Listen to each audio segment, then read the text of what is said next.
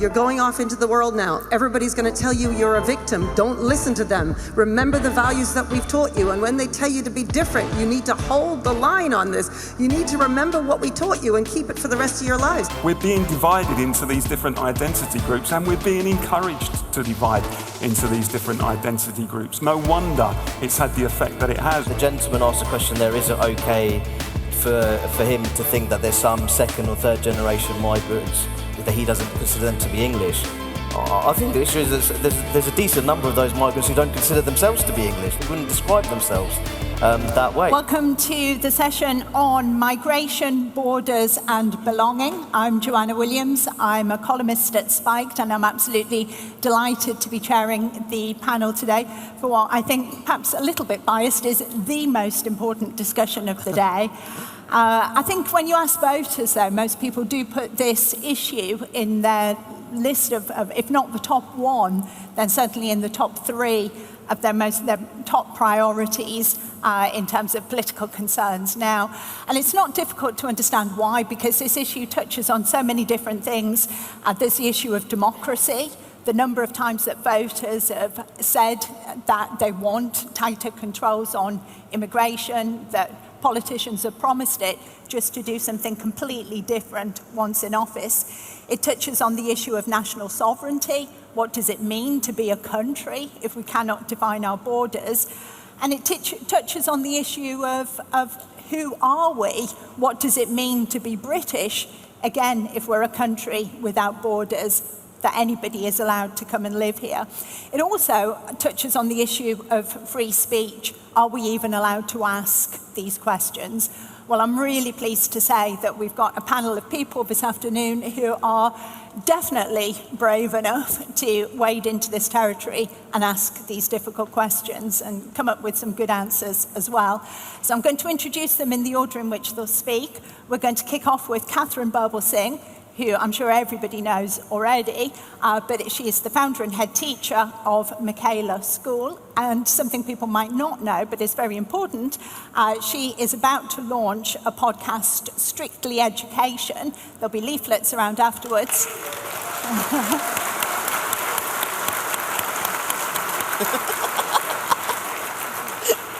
So definitely one to look out for. After Katharine, we're going to have Paul Embery, firefighter, author, commentator, fantastic Substack. If you don't follow that, then you definitely should, and trade unionist. And finally, we're going to round off with Rakib Ehsan, fellow Spiked columnist, also author, commentator. Really insightful comments there. So, without further ado, I'm going to be really strict on the timings because I know there's lots and lots of people want to speak. So, Katharine, if you'd like to start for us, please. Thank you for that clap. It's so nice. I was just telling everybody. I don't think there might be. Can't hear me. Oh, okay. So I can take this off. God, I hate this. Great. I can take this off is what I said if you didn't hear me. This, Anyway, look. I was just in the green room when I was talking with Alison Pearson. Okay, I'm going to put this right here so you can hear me. Right, I was just in the green room with Alison Pearson and Lionel Shriver, and I went up to Lionel Shriver and I gave her a hug as if I knew her, and she said, "We haven't met before." And I said, "Really?" I said, "Oh my goodness, I watched so much of your stuff, I feel like I've met you." And I feel similarly about all of you, and it's so nice of you to clap like that. And yes, these are out in the front, and I'm starting this podcast because nobody understands the importance of children. And what everybody needs to understand in this whole is that children only make up 15% of the population, right? But they make up 100% of the future. And when we... And when we look around at the country and we think, what's going on, I'm telling you, it's because it was established in their childhood, okay? Our young people are being, well, I would say indoctrinated. And the fact of the matter is that when 50 years ago, you could be on the right or the left, but you were still given the same sorts of values by your parents and your grandparents. That is not the same now. So people disagreed about what to do with the economy, and they might have some disagreements about immigration and so on. But the fact is, their foundational values were the same, whether you were on the political right or the political left. Now, You are all very welcome to come and visit my school. You just have to go on the website. We get, and you sign up for a visit. We get 1,000 visitors every year. Now, why do we get those visitors? Because you'll come and see a school with children from all over the place, sometimes directly from all over the place, sometimes it's their parents, sometimes it's their grandparents. But there is one flag that flies at Michaela, and that is the British flag.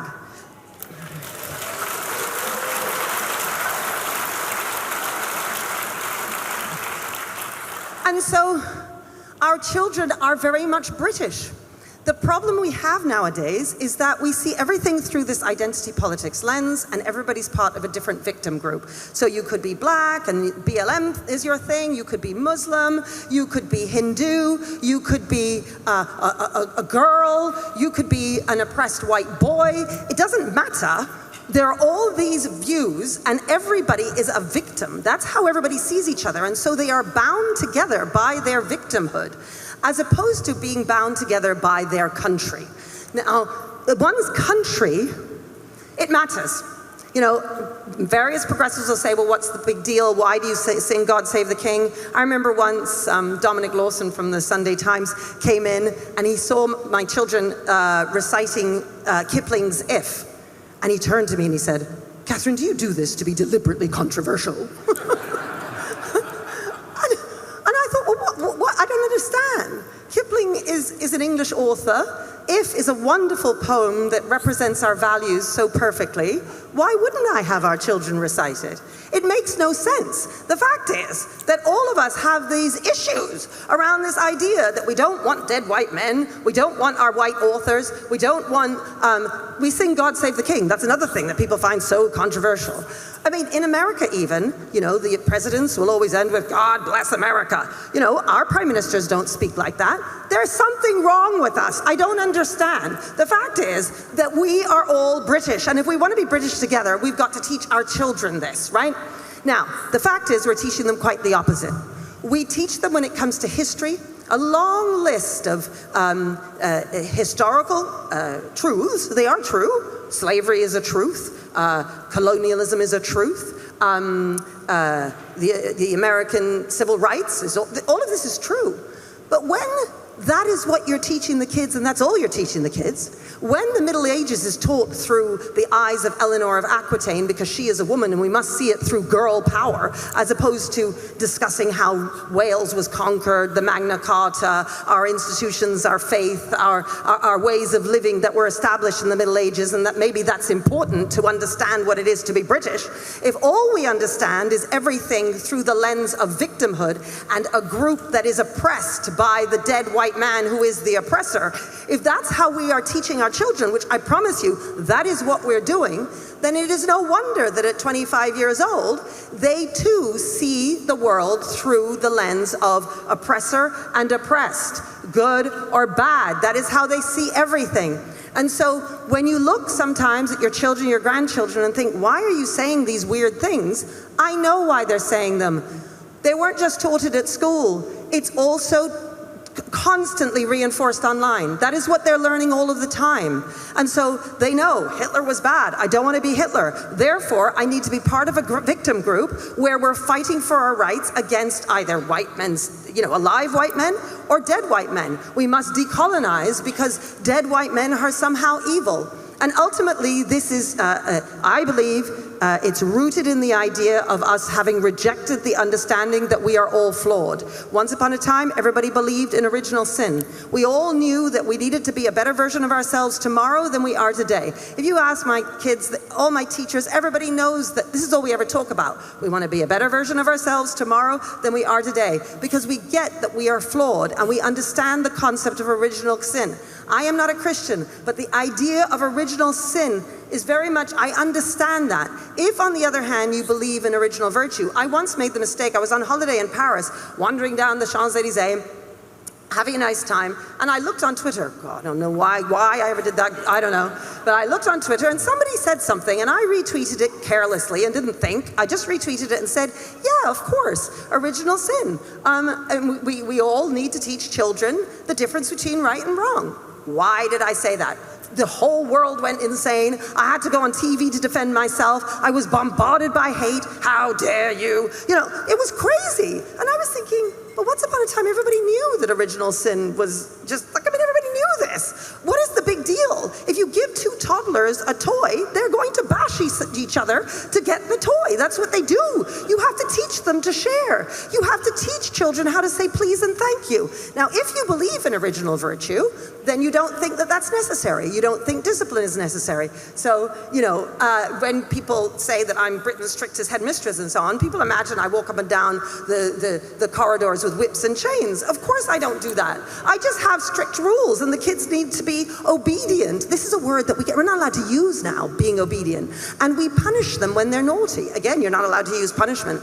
Over my career, we have moved from saying punishment, then they said, no, that's too upsetting for children. We need to move it to sanctions. So then I said, all right, let's use sanctions. No, that's too upsetting for children. Now we need to go to corrections. I tell you, we've now reached a point where discipline is out the window altogether, and we're saying we shouldn't put them in detention at all. What on earth is wrong with a 30-minute detention? Kids learn the difference between right and wrong. We have, how much time do I have left? Well, I tell you what, Katharine, if you stop there, but you've got 1 minute left, but I'm going to ask you a question. Okay. You said at the beginning that there's only one flag that flies outside your school, and that's the British flag. So I want to know, is that enough?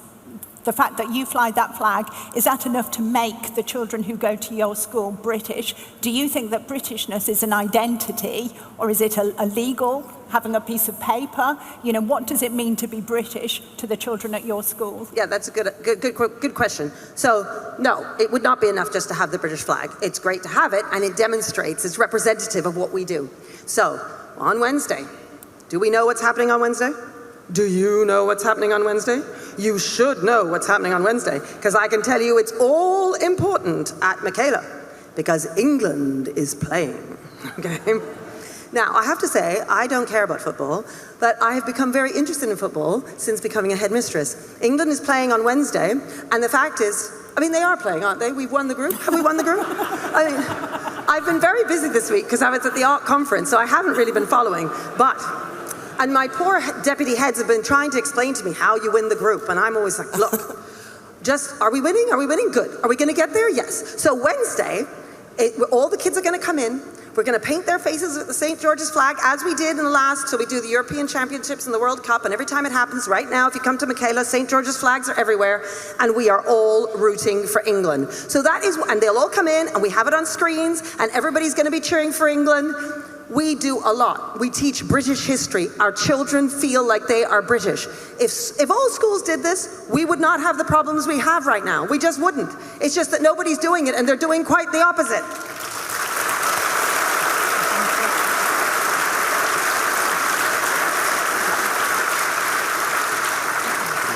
I'm going to use a lecture if this, I mean, I can only do this, obviously. Can you hear me through this? Excellent, okay. I'm a trade unionist. I've spoken at many conferences and always speak from the rostrum, so that is a bit unnatural to me. I'm used to standing up here and thumping and stuff. I tell you what, I wish my kids had gone to Michaela School, because they would be the most well-behaved, well-drilled kids in England, I think. I don't know if you do any private childminding work, Katharine. We can maybe speak about that afterwards. They say that we are products of our environment, and I think that's true. And I first understood why the issues of immigration and identity had become such big issues for some people in this country when I was living in the London borough of Barking and Dagenham during the first 10 years of this century. And I'd grown up there. It was what you might call a traditional white working class community, a Labour heartland. As the old saying goes, they didn't count the votes in Barking and Dagenham, they weighed them. And for generations, that community had been settled and stable. There were decent levels of employment. There were thriving local productive industries, such as the Ford motor plant. There was a huge council estate, once the largest municipal housing estate in the world, giving people decent quality homes at cheap rents. And I don't want to over-romanticize it, because the place certainly had its problems, but there were very deep levels of social solidarity, of common cultural bonds, and a universal moral code that flowed from those things. And then around about the turn of the century, as the effects of the new global market really started to take hold, the area was caught in the eye of a storm. And over the next few years, we saw deindustrialization and the loss of thousands of blue-collar jobs, and the Ford plant all but ceased production. But we also saw rapid demographic change. A borough that had been largely culturally homogenous and stable for as long as it had existed was quickly transforming into something resembling an airport terminal. And the new arrivals were, for the most part, fundamentally decent people who were trying to make a better life for themselves, and good luck to them for that. But the common bonds were quickly breaking down, and the streets and neighbourhoods were becoming fragmented, and people were interacting with each other less and less. And this understandably caused much bewilderment and disorientation among local residents. Everything they knew and were familiar with was changing suddenly and in the most fundamental way. And they called for respite from their politicians, but those calls fell on deaf ears. And worse, that bewilderment and disorientation that they were feeling was often characterized as bigotry and xenophobia by a political class which had embraced a kind of militant cosmopolitan liberal ideology and was contemptuous of anyone else who didn't subscribe to that same creed. And people in Barking and Dagenham and similar traditional working class communities were told that this was how the world worked now. Not only was there no alternative, but this new way of living was enriching economically, spiritually, culturally, morally. It was diverse, it was multicultural, and of course, as we know, diversity and multiculturalism are simply beyond challenge. But local residents there didn't feel enriched at all. They felt actually utterly dislocated by what was going on. And so in 2006, they returned 12 BNP councillors at the local elections. It was that party's best ever result in local government. And those voters were not fascists. They were just sick and tired of a political establishment, including the party, Labour, which many regarded as their own party, ignoring them and sneering at them and delegitimising their concerns. And I know that was what they felt acutely, because I was living among these people. Some of them were my family and friends. So when, I have to say, my family, none of them fortunately voted BNP, but certainly some people I knew did. And I understood, even though I vehemently disagreed with their position, I understood what had driven them to do it. So when still nothing changed after that, there was a mass exodus from the borough, literally thousands, and the statistics bear it out. Thousands of people left in those early years of this century. Many were families that had lived in the place for generations, and they decided to go to the Essex coast or to Kent or places like that. And this kind of exodus was often described as white flight, but it was not that. It was actually what you might call a flight to familiarity. People were unsettled, not because their sense of race had been violated, but because their sense of order and their sense of belonging had been violated. And that was a truth that the political class simply failed to understand. And I became convinced after seeing these things firsthand that in treating these kind of communities with contempt and consistently ignoring their fears and their demands, the elites were playing with fire, and that one day those elites were going to get burned, and so they did, and deservedly so.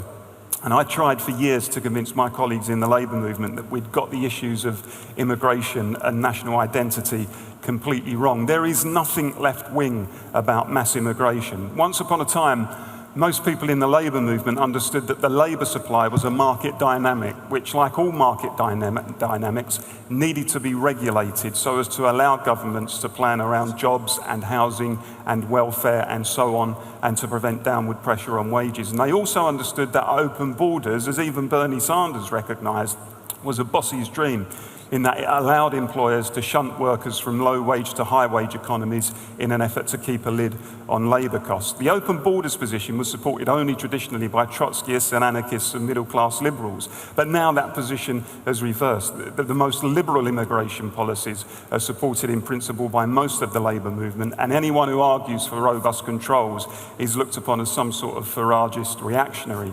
And immigration has become a running sore in our society again because the elites took extreme positions on the issue and ignored the sensible majority. We are a tolerant nation. I think every study shows that, and it's a good thing. we'd moved beyond the days when the National Front was marching through areas with large immigrant populations. And in the 1990s, in fact, immigration had largely become a non-issue in this country because it was being regulated properly and the numbers were modest and manageable. But then the brakes came off and the whole issue exploded again. And the failure in immigration and asylum policy is one of the reasons, as we know, one of the big reasons that issues such as national identity and belonging are at the forefront again of debate in Britain. Globalisation has failed. Cosmopolitan liberalism has failed. State-sponsored multiculturalism has failed. Anyone with any understanding of modern Britain knows this to be true, and millions of voters do know it to be true, and they want something better. When the economy is working properly and people feel that their living standards are improving, governments might be able to get away with imposing far-reaching social and cultural changes on society. Some people may think the trade-off is worth it. But when the economy has been busted for 18 years and people are struggling to make ends meet, they try to find security in other ways, and that's why cultural security is just as important as economic security. So now we're kind of caught in something of a perfect storm. Economic and cultural insecurity, on the one hand, living standards under assault, on the other hand, mass immigration, a government that seems not to be able to control the nation's borders, major public concern over integration and the weakening of national identity, a liberal establishment that constantly trashes the history and traditions of the nation and tells us that nothing is really British at all and that our past was pernicious and needs to be apologised for again and again, age-old social and cultural norms breaking down at rapid speed, and a majority culture that feels it's rapidly losing its status in society and is now beginning to experience the kind of prejudice that was historically meted out to other groups. And it was for many of these reasons, as we know, that people voted for Brexit. They were sick and tired of it, and they wanted to send a missile through the status quo. But even then, much of the political class tried its utmost to stop their vote taking effect, and that increased the sense of resentment among millions of people. We know that there is a major realignment taking place in British politics and society. We can see it in the rise of reform and national populism. We can see it in the Raise the Colours campaign, in the Unite the Kingdom marches, in the protests over asylum hotels and other types of street protests. And this blowback was always on the cards. Some of us saw it coming a long time ago and said so publicly, because in the end, you cannot go on violating some of the things that people hold most dear. Their history, their traditions, their culture, their sense of place and belonging and identity, and expect them to keep sucking it up because they aren't willing to suck it up anymore. I think that much is clear. What we're seeing is a genuine democratic stirring against a tenured elite class and its globalist, undemocratic, deracinating belief system. And even if we don't agree with every tactic of that pushback, we should welcome it all the same.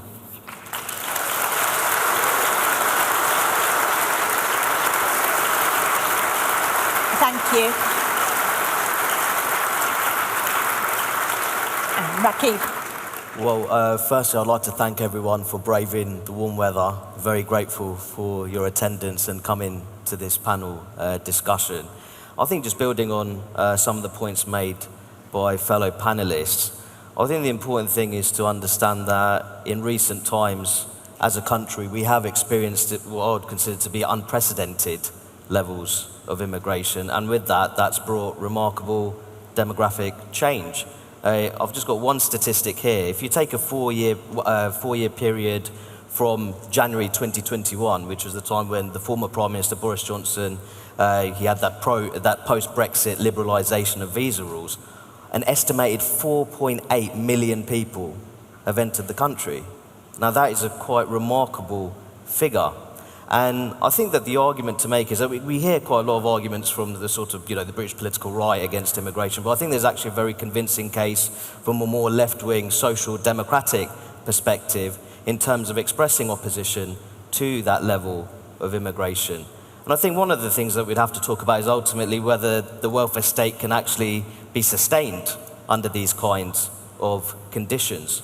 And I think that one of the big arguments, and one of the more uncomfortable elements of the debate on immigration, is actually talking about, and this ultimately, it does sound quite crass in a way, because it sounds like you're almost commodifying fellow human beings, but I think we have to talk about the quality and quantity control when it comes to immigration policy in the UK. At the moment, based on what I've seen in the post-Brexit context, and I'll make the point that Brexit, there's numerous studies which showed that concerns over immigration, levels of immigration, were strongly associated with voting to leave the European Union back in June 2016. I think that the reality is that in the post-Brexit context, we've seen an explosion of immigration, but also I think there's very serious questions to be asked in terms of the quality of their immigration, in terms of to what extent are many of the migrants entering the country, will they be a fiscal positive for the nation? To what extent are they actually culturally compatible? To what extent do they have the natural ability to integrate into mainstream British civic life? And I think the point to make here is that, and this is something that's not necessarily agreed or there's a general consensus in integration studies, but you can have the most wonderfully crafted integration policies. But ultimately, what really determines the quality of integration, how successful integration is or how unsuccessful it is the kinds of cultural, social and economic resources that newcomers have once they arrive in a new society. And I think that's been missed, really, and that's not really been thought about very much within the British political establishment. And I think naturally, when we talk about these issues of demographic change, which are admittedly very sensitive, then that will naturally relate to questions about national belonging. To what extent can you have a stable national membership when we see the levels of population change that we've experienced in recent times? But I wouldn't say that immigration is solely to blame if we have a crisis in national belonging. I think Paul will certainly agree with me that when it comes to Thatcherite neoliberal orthodoxy, that can have a damaging impact on community-based belonging. When you've had civic institutions, whether it's the church or indeed trade unions, that has had a negative impact. And I think the point to make here is that over time, and I think that if you look at, I'd say two flashpoints. You could say the 1960s, we had the sort of social liberal revolution, you could say, where there's a huge emphasis on personal autonomy and freedom. And then in the 1980s, throughout the 1980s, I would say from my sort of more left-leaning perspective, there was that encouragement, that promotion of sort of devil take the hindmost individualism, that materialistic individualism. And I don't think neither have been particularly good when it comes to sort of strengthening, consolidating and maintaining those bonds of social solidarity. I think they both have a negative impact. So I think that when the Prime Minister, well, he's resigned recently, Sir Keir Starmer, when he made that infamous, or some people say notorious, Island of Strangers speech, I think the problem wasn't that it was too controversial or it was too loaded. I don't think that he went far enough, actually. I think that actually, along with talking about what we've ultimately experienced, which is an open borders experiment, and I think that there's been this thinking that if we have huge amounts of immigration, this will engineer economic growth. Well, that's clearly not the case. Because for some time we've been a high immigration, low growth country. And I don't think we've actually been a productive one either. But I think that in terms of being an island of strangers, I don't think this is just about sort of immigration-induced diversity. I think that fundamentally we've changed as a society. I think that from my more socially conservative perspective, I don't think that it has been necessarily helpful that we have become an international leader of sorts when it comes to family breakdown. I don't think that's been helpful at all in terms of having that sense of belonging in many of our communities. And I think that as Paul's talked about, deindustrialization, insecure local employment, that has definitely fed into that. And I think crucially, we're a very disconnected country when it comes to bonds of solidarity across the generations. We have a crisis of loneliness, not just among our young, but also the elderly. And I think when we talk about segregation, I think that one of the things that's often overlooked is the fact that we're one of the most age-segregated societies in the industrialized world. So I think that is a very serious problem. So I think that I know that there'll be many people who'll be very keen to ask questions. So I think the point to make is that when we look at matters of belonging and what's a threat to national belonging, I think that purely looking at immigration isn't necessarily helpful. I think that there's a variety of economic, societal and cultural factors at play which ultimately undermine feelings of belonging in modern Britain. And I'll leave that there. Well, you've got your question. Thank you. Rakib undersold himself by 1 minute, so I'm going to be nasty and put a question to you as well. Absolutely. I mean, you've talked about Thatcherism and individualism and the role that that's played in kind of weakening solidarity in society. But to what extent is the mirror image of that left-wing people saying diversity is our strength while putting their hands over their eyes and their ears and refusing to confront these problems? I'm suggesting you've got the individualism on the one hand, and then you've got this kind of diversity is our strength, which is shown time and time again not to be our strength. Yeah, I think that sort of pro-diversity, big state managerialism, I don't think that's necessarily helpful for social cohesion either. And I think that diversity can only truly be a strength if it's only tied together by bonds of mutual solidarity, mutual understanding, and sense of purpose. And that's very difficult because I think over time we've seen various forms of cultural diversification. So that it's naturally difficult to tie that diversity together through those sort of mutual obligations, a sense of common purpose. So I think that both the left and right are ultimately responsible for undermining various feelings, a sense of national belonging, where we have this sort of encouragement of a sort of materialistic, almost a free market fundamentalism in a way on the right, but also on the left, this sense of this big state managerialism, which is ultimately the enemy, or you could say, of a sort of more communitarian approach in terms of organising communities that way. So I think that both sides of the political spectrum, you could say, are ultimately responsible for the crisis that we find ourselves in. Thank you. Okay, I've got lots more questions, but I won't hold. I'll come out if you can put your hands up, please. So we have a man there in the... No? Sorry, I was meaning the gentleman down here, very bravely wearing the suit jacket.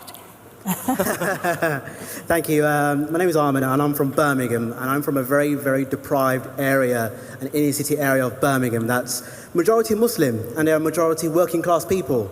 And what I've realised that since the Brexit vote is that a lot of these people are from ethnic minority background actually voted for Brexit because of fears regarding immigration, right?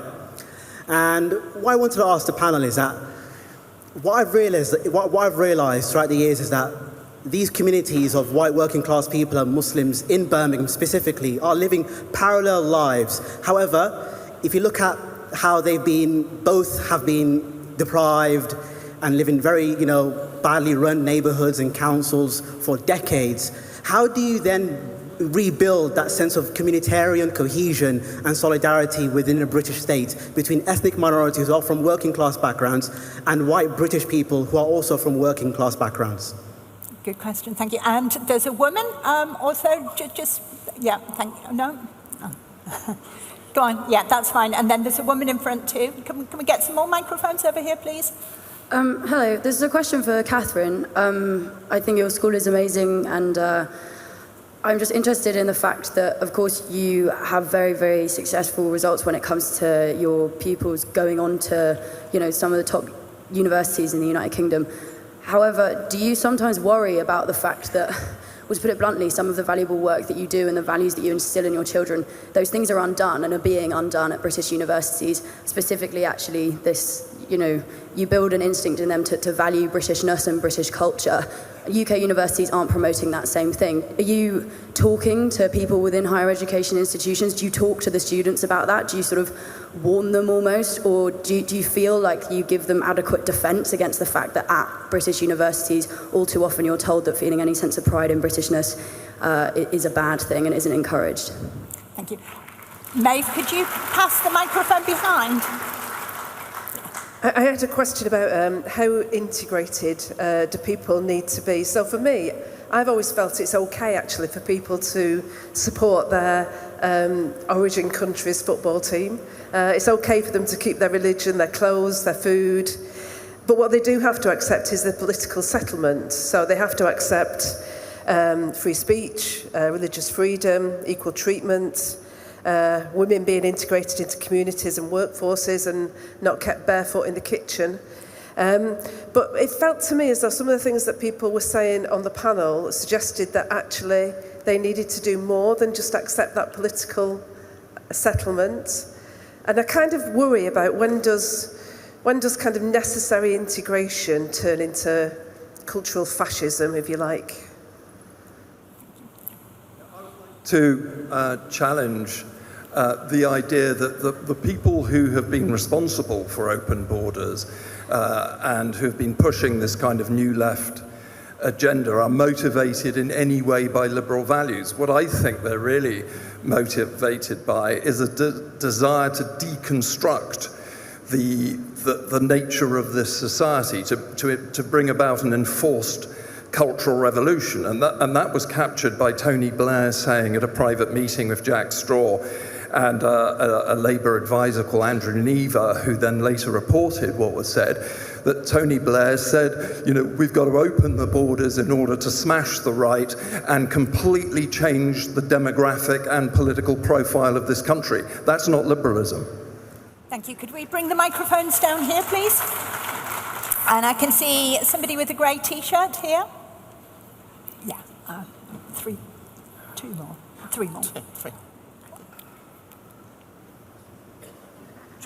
Thank you, panel. This is a question for Rakib, because you were mentioning individuality. You speak about individuality. For me, it's more hyper-individuality and kind of encouraging us to be as obnoxious as possible under the guise of individualism. Is hyper-individuality really just hyper-narcissism or hyper-solipsism? Thank you. We'll take two more. If it's possible for you to stand up, please do, because it makes it better, easier for us to hear. There's a man behind with the scarf. Thanks. It's Harvey Smith from Fremantle. One thing I never... Western Australia. Harvey from Fremantle, Western Australia, to any fellow Antipodeans. Look, something that's never ever mentioned with migration is mean age of the population and replacement rate, okay? UK is not replacing itself by a long way. You're not as bad as the South Koreans, who are 0.7. They won't exist in 150 years.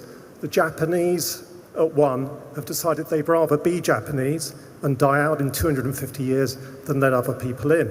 Those are all national debates. How long are you willing for the UK to continue to decrease its population? Because migration is obviously the quick fix. I just wonder if you could comment on that. Could you pass the microphone just directly behind you, please, man in the grey shirt? And this is the last one, then we'll come back. Thank you. Also a question for Katharine. In communicating to children the importance of belonging in the UK and to Europe, things like the flag are important, celebrating a football team is important, but perhaps more important is the curriculum, because the curriculum is how we communicate our culture and our history, and so particularly the humanities subjects. You mentioned Kipling. There must be other, great British authors, British history, then great art, music. My question is, how easy do you find it to defend those things at a time when it's very difficult to defend culture and high culture of quality? If Lawson comes into your school and questions you teaching Kipling, that's an indication of how hard it must be. So how well are you doing in that battle?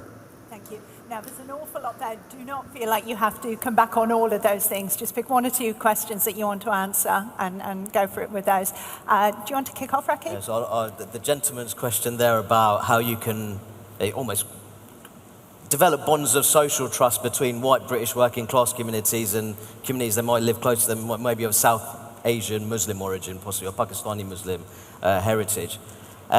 It's a lot more difficult now, if I'm being absolutely honest. If you look at recent local elections, what you'll see in a select number of wards, especially in Northern England, is that the top two candidates were usually, one was a Reform UK candidate and one was a pro-Gaza independent candidate. And I think you can see that kind of pattern across many northern English towns. And I think that there'll be certain economic concerns that may be shared, sort of underperforming public services, lack of affordable housing in those areas, lack of economic opportunities, high quality jobs for younger people. But I think fundamentally here, culture also matters. Now, within those white British working class communities, there are concerns, for example, over possibly the influence of Islamism in some of those areas. On the flip side, there'll be many people within those British Muslim communities who first and foremost identify as Muslim. Even if they might have a strong British identity, for them being Muslim comes first in terms of their personal sort of self-identification, and they are defensive and protective over their faith. So I think in that sense it is very difficult in a cultural sense in terms of reconciling those, which are quite two very different, almost you could say in some ways diametrically opposed viewpoints there. And I don't think those kind of political or electoral dynamics in those parts of the country, I don't think they'll be going away anytime soon. Thank you. Katharine? Yeah, so I mean, definitely. Oh, sorry. Yes, the curriculum is the most important thing, and of course, the way in which it's taught. Yeah, you know, people always say to me, well, we just need to have a central curriculum that we roll out to our schools. But the fact is, you can have Churchill on the curriculum, and you can teach that he was a complex man who saved Britain, or you can say he's a racist. It depends on who you are as a teacher delivering that information. So it very much is about, if we want change across our schools, we need to win hearts and minds, and that's why I've got this podcast of mine, because I want to try and persuade more people outside of my school. The curriculum is very much, you know, we teach them British history, they understand what it is to be British, and it is possible, but I mean, for the record, the fact of the matter is that if you have huge amounts of immigration into a country, then it does change what the country is, and that is not a good idea.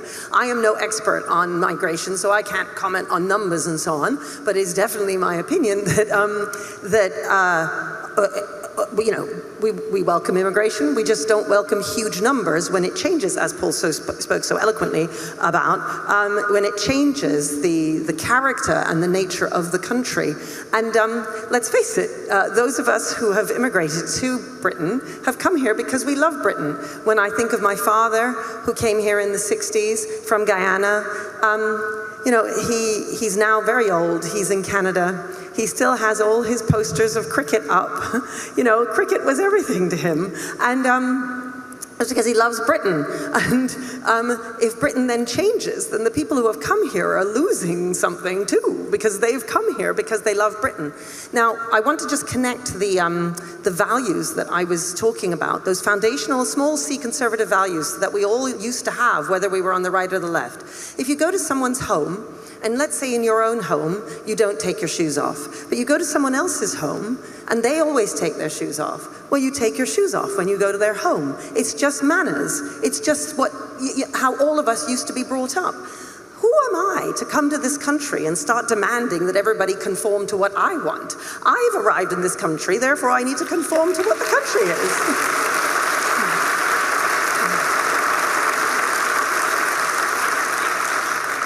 And I think that's why I think the foundational values that we teach our children in schools and in our families are so important, because those values connect very much to how we believe in terms of, and how we behave in terms of our political beliefs. Maeve's question with regard to universities, I mean, of course, it's not just schools, it's universities. Just the reason why I bang on about schools is that everybody knows that the universities are captured. Nobody understands or really wants to interrogate what's going on in schools. There's a reason why the young people in universities are so open to the nonsense that's going on there. It's because they've already been immersed in that culture in school.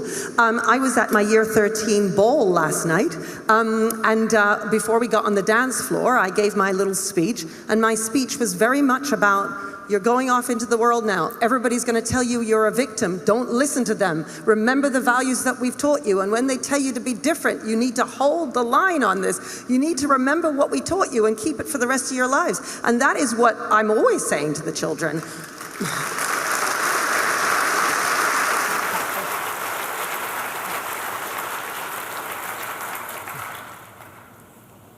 I just come back on Hillary's point, the degree to which people should be expected to integrate.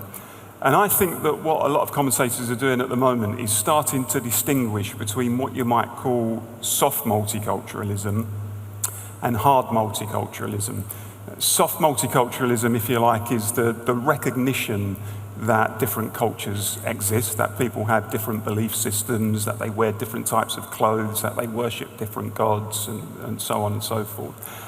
And any country that truly believes in liberty has to defend the freedom of people to be able to do those things within the law. And absolutely it's right that we do defend the freedom of people to do those things within the law, and to do so within a context where the overarching national culture, if you like, the dominant culture, is the one that is publicly promoted.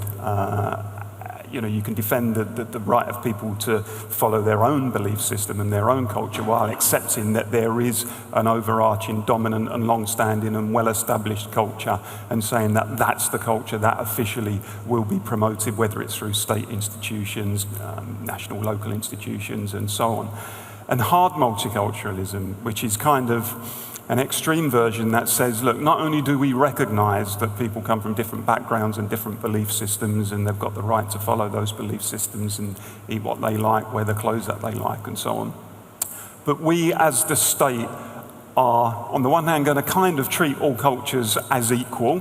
We're not going to really distinguish between any of them, and the culture of this country that goes back 1,000 years is now going to take its place in the queue alongside all of those others. And what's more, we are going to actively promote and celebrate that separateness and difference. We're not just going to accept that it's there and defend the right of people to do what they want in that regard. We're actually going to say to you, you are different and you should celebrate being different, and that separateness needs to be kind of cheered and accentuated and stressed and emphasized at every single point. And I think that approach, that more militant approach, is what has divided people. Because if you say to people, look, celebrate the fact that you're different, people will continue to see themselves as different. They will think, actually, we're being divided into these different identity groups, and we're being encouraged to divide into these different identity groups. No wonder it's had the effect that it has. We were told that actually the philosophy of multiculturalism would unite people in some kind of melting pot. Actually, we've got more of what you might call the salad bowl analogy, where actually we've got people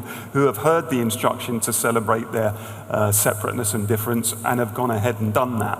And I think there's a difference in the way that multiculturalism is portrayed by the liberal elites and how it is in reality on the ground. I wrote a piece about 3 events that took place last year, which kind of gave the lie to the idea that it is a very uniting force. The way that it's kind of been promoted. And there were 3 big events. There was the Bradford City Football Club got promoted. And Bradford, as we all know, has got a very large Muslim population. Bradford City got promoted. There was a huge celebration in the main city square.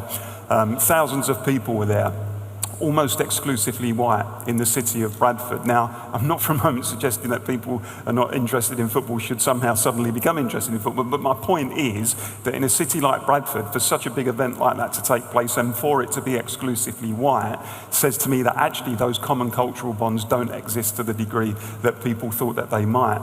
The VE Day 80 celebrations in London, again, the people who kind of went along to the official event held by the royal family, again, almost exclusively white. The London Marathon, we talk often about London as a kind of multicultural, multiracial hotbed. And in fact, when you look at the London Marathon, again, largely white. So it seems to me that actually, for as much as we're told that we live in a multicultural society, there's an argument to be said that what we have, in fact, are pockets of monocultures everywhere, living distinct and parallel lives with each other that are actually presented as multicultural societies. And I think until we understand that reality, we're going to keep having some of these same problems around divisions and fragmentation.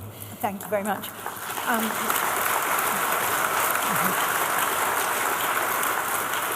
So my question really, I completely recognise what you're saying, but why and when did we move from the soft multiculturalism to the hard multiculturalism? Is it simply a question of numbers, that we've had too many people too quickly? We've had mass migration when we should have had more controlled migration. Or is it a problem with our elite that do not want to integrate people? And we'll come back to this, we'll take some more questions and then I'll come to you. Okay, could we take the woman with her hand up in the middle over here, and then we'll come down here. Thank you. Hi. Oh, is this on? Yeah. I was given DEI training on microaggressions, And I criticised it, saying that if you're non-white, it will make you a victim, and if you are white, it will make you, for fear of offending people, actually just end up not talking to them. For my views, despite being the only non-white person on the board, and despite lived experience being touted as being this wonderful thing, my lived experience wasn't welcome. And I was in fact ousted from the board. But I actually believe that critical race theory, a lovely import from America, is making people more racist. So how do we get that out? Into the middle. Yeah, women, two people next to each other here. Thank you. For many decades now, in the United States and in Canada, I hear too as well, the word immigration is used to conflate legal immigration with illegal immigration and with refugees. I think that's been tremendously damaging. It's a horrible semantic trick, and I wish we saw more pushback against it. And just pass the microphone to the person next to you. We have schools that are separated also by religion. Should they be abandoned? Should everyone be forced to go to schools with people not of their own faith and not of their own type? Thank you. And could you pass the microphone along, just along the row there? Thank you. Can I just say to Miss Birbalsingh, as a year manager in the school myself, you are an absolute inspiration and a hero. And I know you're a hero to this country as well. Now, what has been achieved at Michaela and what you've achieved is exceptionally significant. And the obvious next step is that needs to be replicated nationally. You're setting up your podcast, which is a good first step. How else, in terms of getting the right structures in place and the right people in those structures, do we go about creating a nation of Michaelas? Thank you. And there's two people. Yeah. Hi. Britain has been betrayed by its institutions. The state betrayed us during COVID by locking us all in our houses and stunting children's development. We've been betrayed by the NHS, by the prison service, by the police, or non-crime hate incidents. How do people embrace Britain? How do people feel a sense of belonging when all their institutions have treated them so badly? Thank you. And if you pass, yeah, about just in front. Yeah, you stand up, yeah. Thank you, yeah, you. Hi there. Wanted to touch a bit on what the lady over there spoke about and expand it. How much do we need to accept that? I think the difference between mass immigration and immigration is that in mass immigration, we're now at a point where maybe 20 years ago there'd be, say, conservative Muslim elders, but they would just accept the kind of social settlement because they didn't really have any means to challenge it.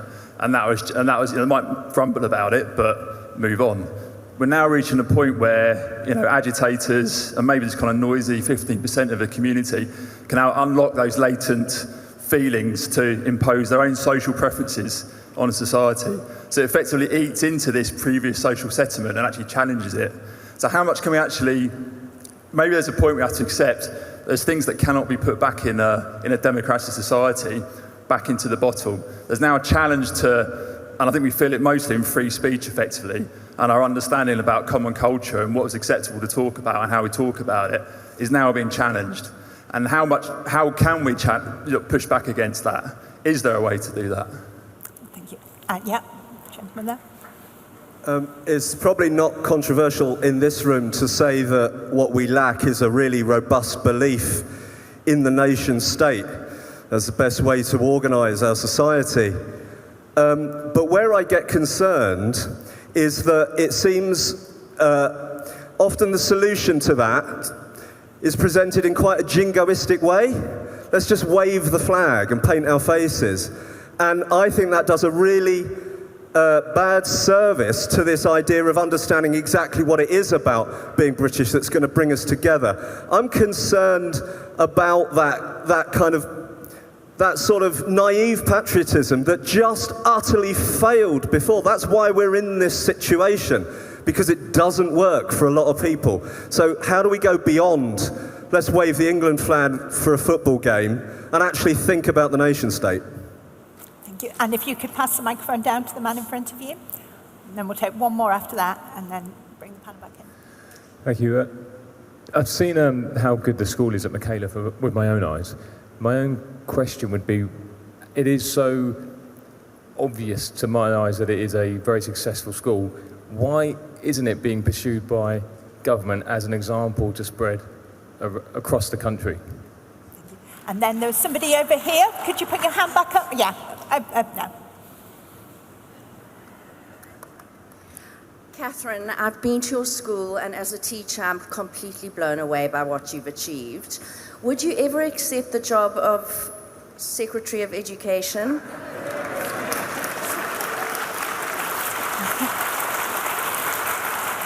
Okay, we'll come back and hear some more. Katharine, if you'd like to kick off, please, with are you going to accept this job offer?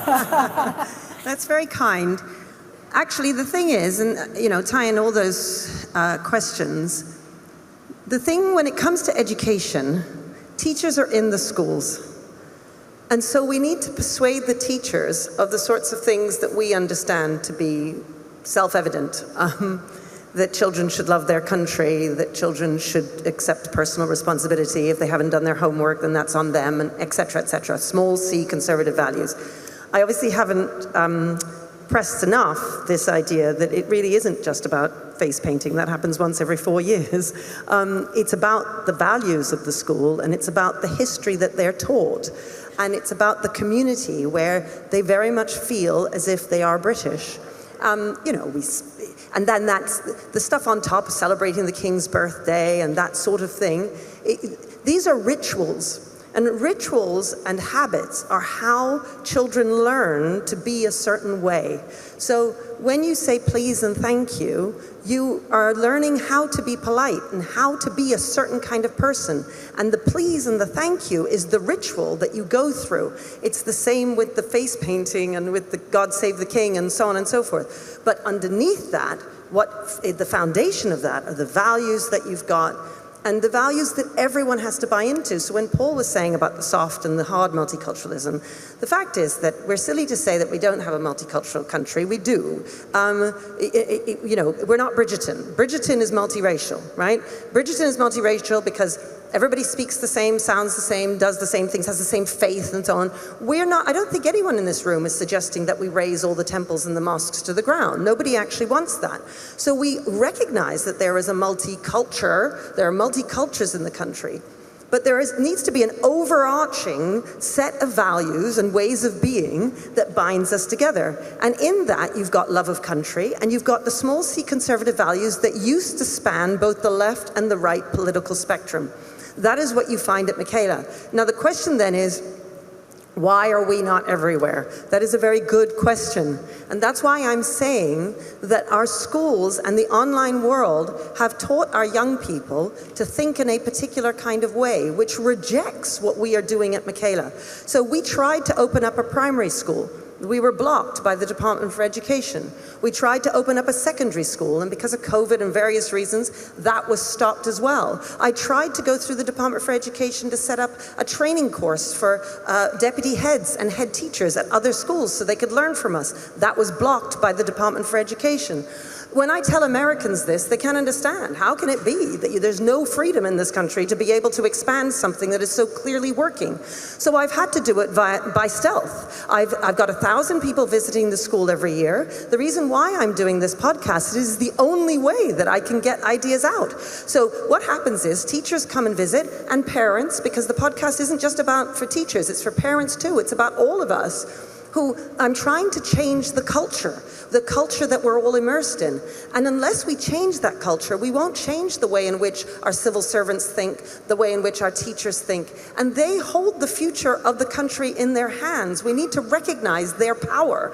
And then we need to persuade them, because that is the only way. So I'm doing this podcast in the hope that they will listen to me and that they'll say, because that's what I do. My teachers come. My teachers are all very, very left-leaning when they join.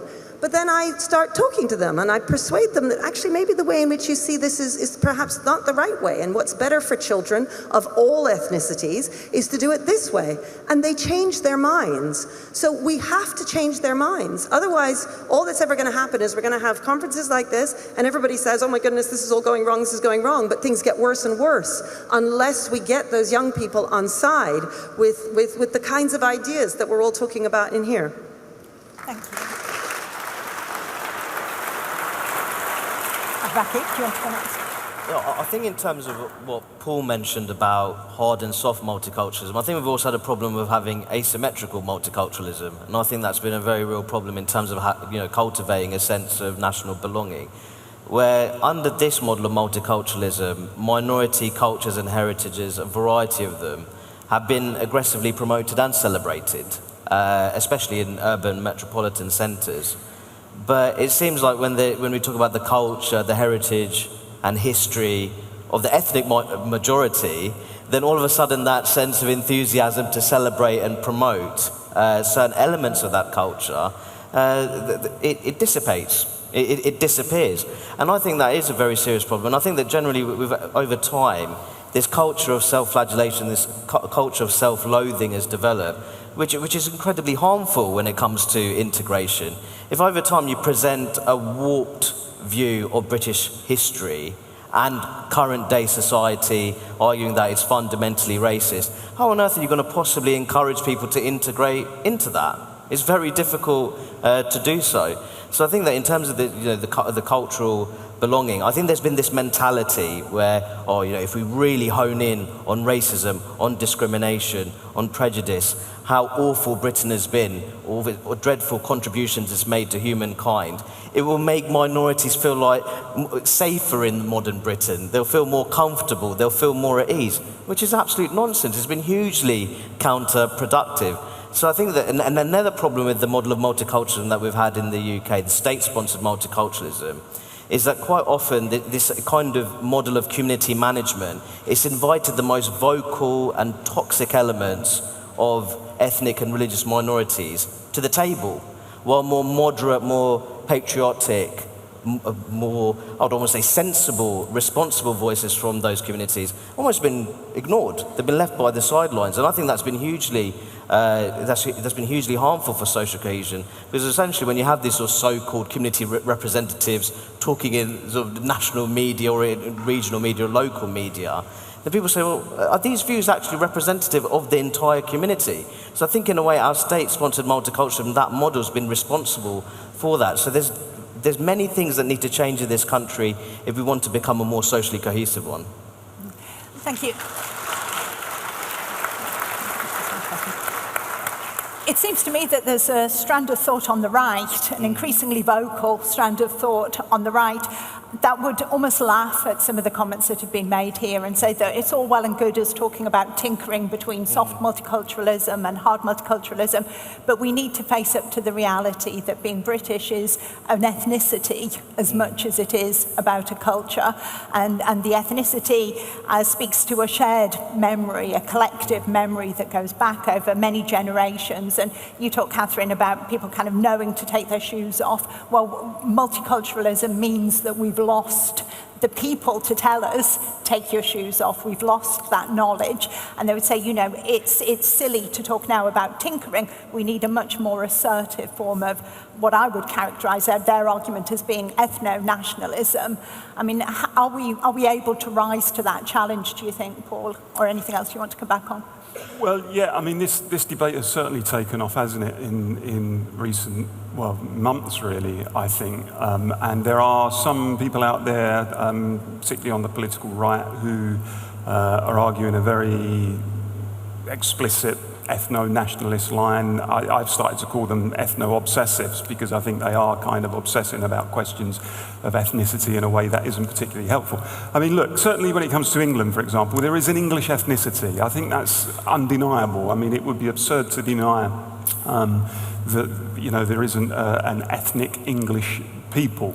And, the left itself, and I'm of the left usually, makes great play out of the importance of distinctions ethnically. You know, they want them on every kind of census form and every state institution that asks you to fill in a form. Make sure you put ethnicity so we can decide whether or not we're representing all members of our community and so on. So it would be absurd for even the left, I think, to say, well, an English ethnicity doesn't exist, although I have actually heard some people make that particular case. I think Britishness is a different thing because that's an amalgam of different ethnicities within the island, isn't it? But I mean, yes, it exists, but I think it's perfectly possible to be considered English without necessarily being ethnically English. There is clearly as well, I think, an English nationality. There's not an English passport for reasons we know, but let's not go into the technicalities of it. But I mean, I look at somebody like Frank Bruno, for example, seems to me a quintessential Englishman. I mean, he kind of lived not far from me and he supported West Ham and he wore the Union Jack boxing shorts when he fought and he speaks with a Cockney accent. And I don't care what anyone says, I find it impossible not to see Frank Bruno as an English compatriot. And if people want to argue with me, well, technically that's wrong, then they can do that. But that's how I see it, and I think that's how I'll always see it. I come back on another question that you raised earlier, Joanne, in terms of why we've sort of come to the pass that we have in terms of the divisions around culture and identity and so on. And it is, as you touched on, it certainly is a numbers thing to a large degree, because I think you know, if you take the brakes off completely, then, and you have no particular policy, you know, no effective policy around integration, then you are effectively giving people no real incentive. If people are coming in large numbers from particular communities, and they settle in places where there are, as I touched on previously, those monocultures living side by side parallel existences, then there's not a great deal of incentive, it seems to me, for people to integrate. And, you know, I think also the reason why we're in the position that we are is because people, if you like, you know, call it the majority culture, people are angry and resentful at what Rakib has said rightly as this sense that there's an asymmetric multiculturalism, that, you know, if you like, native Britons are told you have to celebrate every other culture, you have to be enthusiastic about every other culture because that's what we do in a civilized society. But when it comes to any expression around your own culture, you know, that's a little bit uncouth, and we'd rather that you didn't do that. I think that's the message that so many people are getting today. And I always find it very odd that when it comes to the question of cultural erosion, for example, many people on the left will argue passionately against cultural erosion when it suits them, when it's people, when it's groups, you know, it's not, if you like, the majority culture in this country. So if it were indigenous Australians, for example, or an ancient Chinese community, or the Amish, most of the left would say, look, these people have got their distinct culture and they should be proud of that, and we should be careful about encroaching on it in a way that erodes it. But if a native English person, God forbid, a white working class person in England said something like that, they would immediately be shot down as some sort of nativist and some sort of bigot and some sort of reactionary. But hey, when were people on the left ever consistent? Okay, we've got time for a final round of questions. We'll go over here, please. I think I can see Alan Miller in the middle there. Oh, sorry. Thank you. I think what binds this morning's session and today's session is the orientation to the public, because the question of belonging and what that means to us is one of a shared belonging that has to be won over. So in the same way around free speech, that it's important to change institutions and it's important to vote for people. It's important that we hold everyone accountable as a public. That means having those arguments, getting involved locally and nationally, and forcing people actually to do that. And in the same way, when I sort of clapped when Paul said he'd loved his kids to have gone to Catharine's school, I also think about the role and duty of parents, and why this morning when we talked about a social media ban, it's not just because of the concerns around banning about data for adults, it's also the attack by the state on parenting. And we need to be able to not just hope that there could be more Michaela schools, but as a public be able to assert the rights and the values of parenting in what belonging means. And the way I would ask but put forward, the way we build up solidarity is not just to put pressure or hope that brilliant people are running our institutions, or hope your podcast does that thing. But for all of us in our communities to do that and try and convince and win one another with the arguments of free speech and the arguments of belonging, and that's how we truly get it, to avoid the point that then people say, well, actually, because even if you're born here of Commonwealth people, because they weren't born in this country, you're not really English and British, and you've got to go along with the rest of them. That's how we bind solidarity together, I would suggest, and I wondered what you thought about that. Could you pass the microphone along to the woman in the orange shirt top? Thank you. Do you think that people should be allowed to stand for either local or general elections who can't speak any English? I mean, obviously, unless they're Welsh. But and what part do you think the complete lack of any ability in the English language in many groups, many groups, is part of the problem with integration? I mean, I worked in a hospital in Romford for 35 years, and so I'm completely aware of what Paul's talking about. But it's, it's a massive, massive issue right across many different groups who come into the country. Thank you. And then go right to the other end over there, the woman in the blue. Yeah, could you go first? Thank you. That's actually my mum. I got her to put in an extra hand just so I could get a chance. So I totally agree with Paul's point that when I look at someone like Frank Bruno, I think he's absolutely English, sounds English, I get a feel of it. However, I see there's lots of other second, third generation immigrants that I don't feel like they're English. Is that acceptable or not? Additionally, is it acceptable to dislike certain cultures or not? Because if I'd say, for instance, I used to live in Stockwell, love Brazilians, they're great food, etc., etc., it's all fine. Logically speaking, if you can like something, you also must be able to dislike it. Thank you. Any other mums in the audience want to put their hands up on behalf of... Yeah. No, thank you. Hello, thank you very much. Thank you very much. I'm not actually a mum, but I'm a big fan of Katharine's and have been following your work. I have a question. Somebody asked earlier why your model hasn't been adopted further, but I have a question. Given that the culture that you are promoting at school is obviously so successful and clearly goes against what a lot of people in government and the institutions believe, how have you managed to keep safe from attempted cancellation, if I may ask? Because I can imagine that your success upset a few people, maybe. Anyway. Can we go right to the back? We haven't had any people right at the back yet. Keeping the microphone people busy running up there. If you could stand up, please. Hello. I'm also a teacher, and I wanted to respond to something that Katharine said about the curriculum, where you mentioned that you could put Winston Churchill on the curriculum, but it wouldn't help if the teacher didn't teach it in a suitable way. And when I compare what I know about the primary school history curriculum that's been pretty much hollowed out of knowledge, it's very brief, and there's no facts in it. It's all about thinking skills.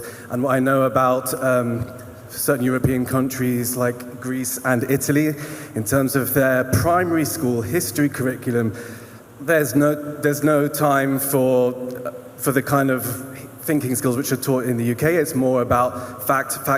And when you meet them, they know so much more about history. They're much more grounded in their culture. And I think I would just push back about what you said about curriculum. I wonder what you have to say about that. And if you could go down in front. Yeah, orange T-shirt. Thank you. Yeah. Hi. Just can I ask the panel?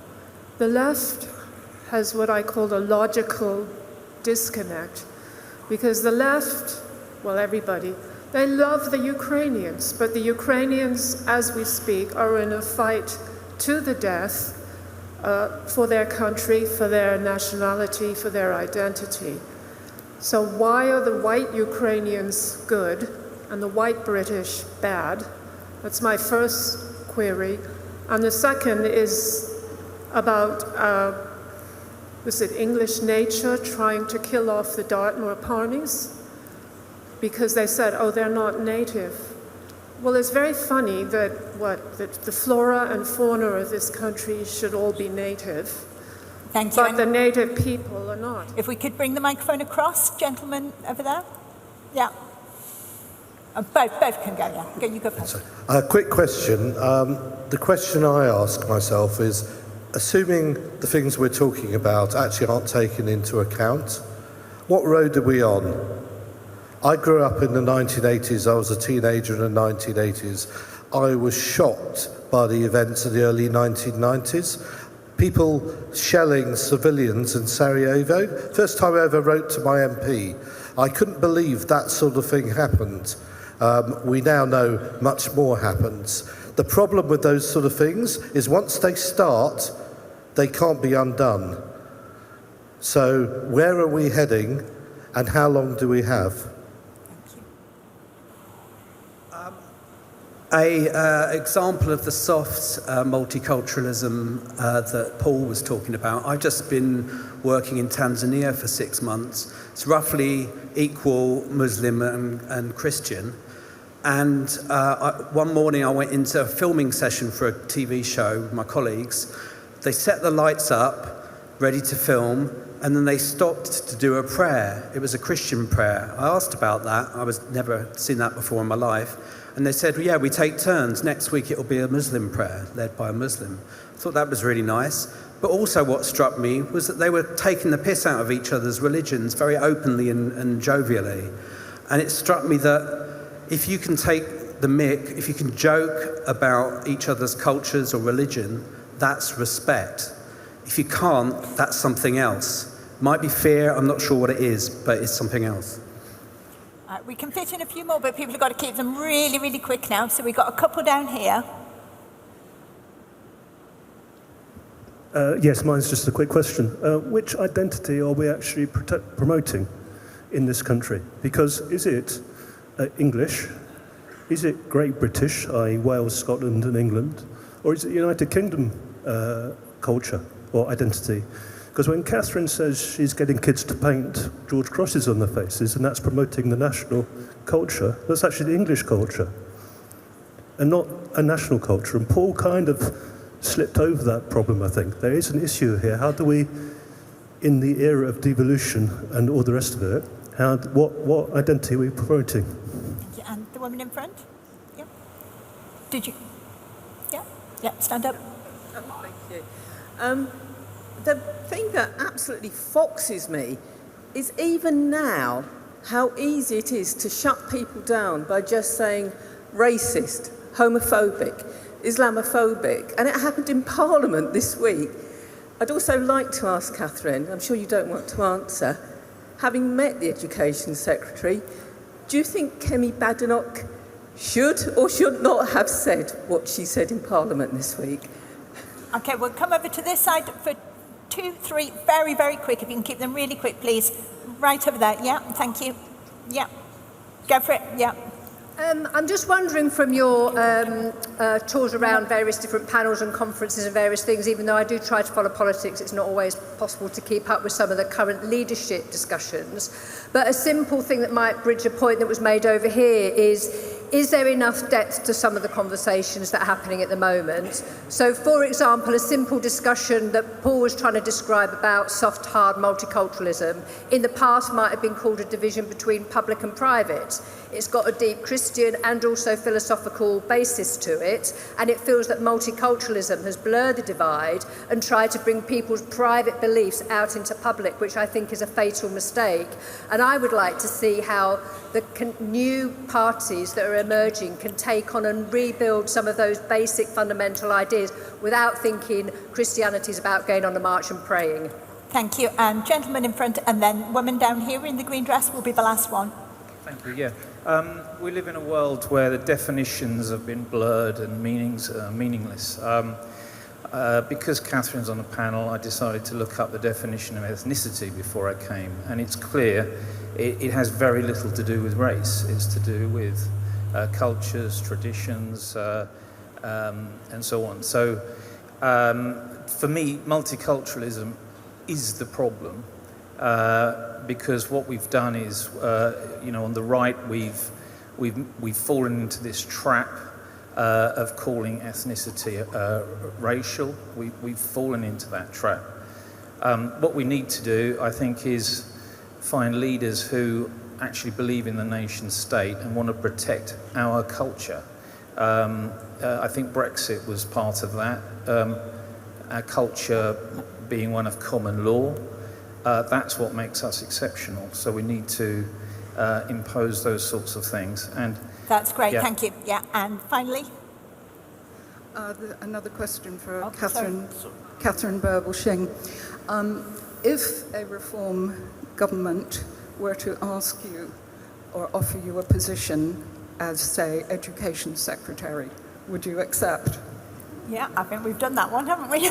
Great, thank you very much, everybody. Right, concluding remarks. I'm very sorry you're going to have 2 minutes each, and we'll go in reverse order. So, Rakib, if you'd like to start. I think, firstly, I think it's important to be optimistic. I think that the current situation is salvageable, but some very serious changes have to be made. And I think that, as someone asked a question, they were made a statement. I think you just can't expect the state to achieve absolutely everything. There's a great deal of responsibility that needs to be taken by civil society if you want to have a more cohesive society and you want to develop those bonds of mutual understanding. I think that the question of ethnicity, I think that there just has to be an acceptance there is clearly an English ethnicity. I think that it's bonkers that we've had some people actually denying that. And I think that the gentleman asked the question, there is it okay for him to think that there's some second or third generation migrants that he doesn't consider them to be English. I think the issue is there's a decent number of those migrants who don't consider themselves to be English. That's the way they wouldn't describe themselves that way. So you are perfectly entitled to think that because they might think that themselves.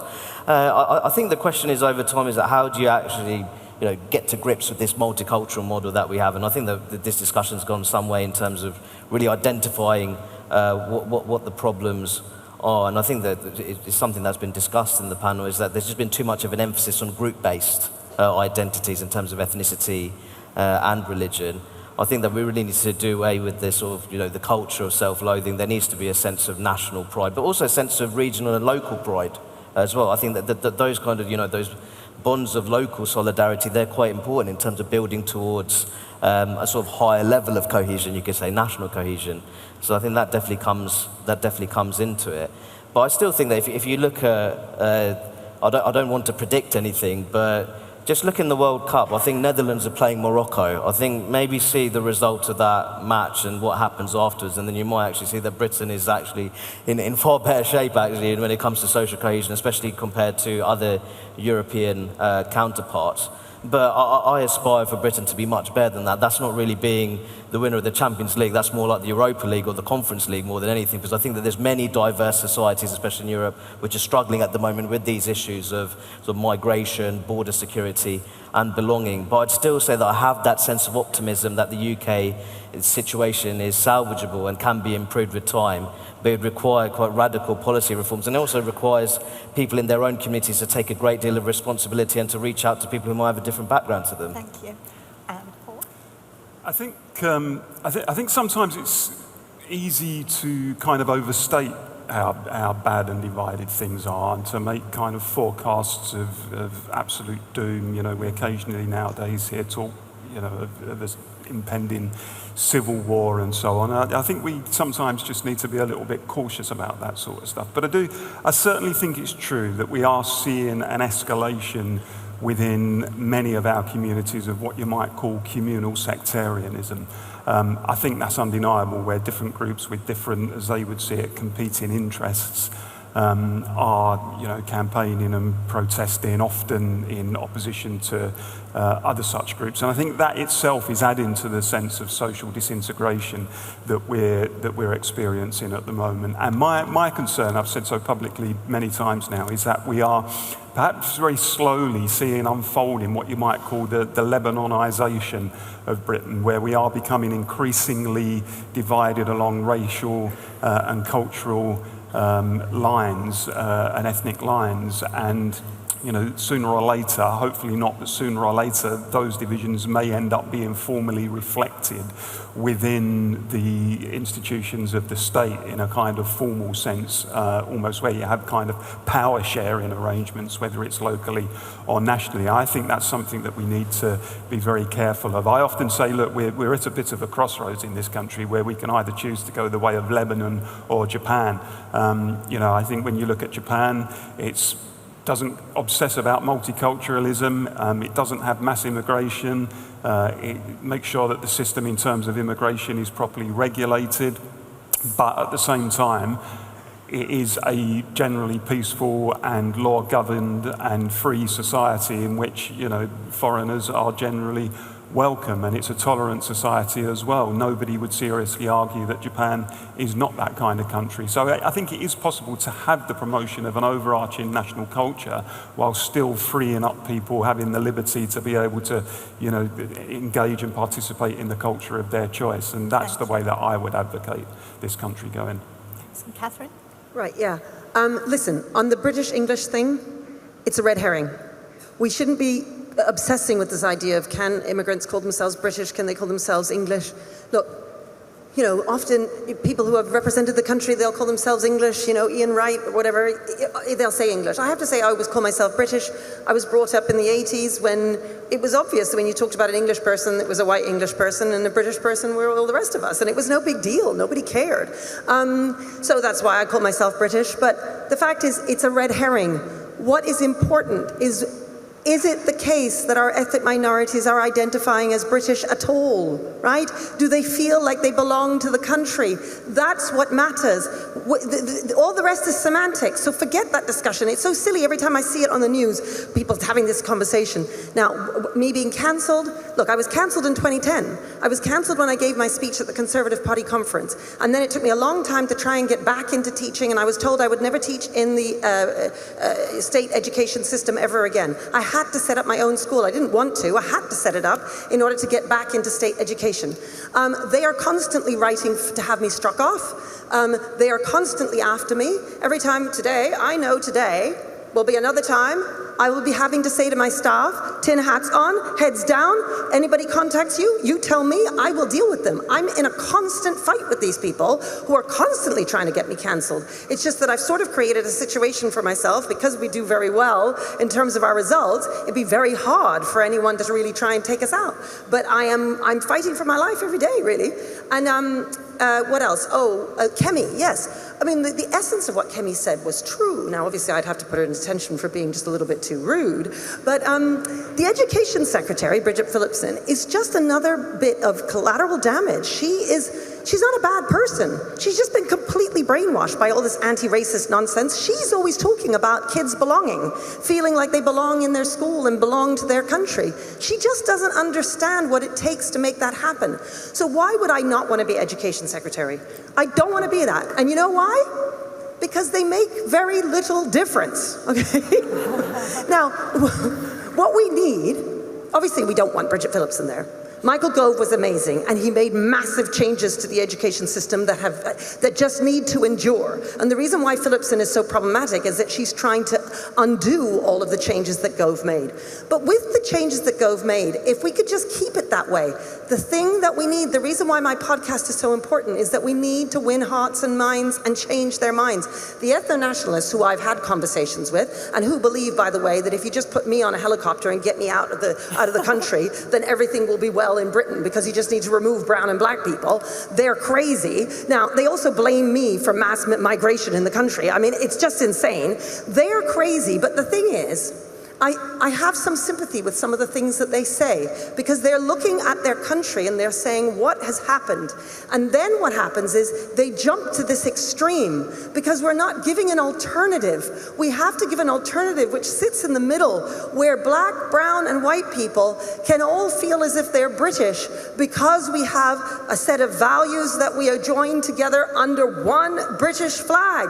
That is the only solution, because otherwise we're just going to be at each other all the time. Obviously, what it is to be British isn't just carried by the color of your skin. All of these people who I'm fighting. I've got a Muslim friend in one academy chain. No, but there's one academy chain. He tried to introduce Bible stories into his academy chain. It was the white, ethnically English people who stopped him from doing that. So we have to recognize that there are white, ethnically English people, there are lots of them who very much disagree with what is being said in this hall. It is not just a thing, an argument between brown and black people and white people. It is not. It is about something far more fundamental, which is about values. Brilliant.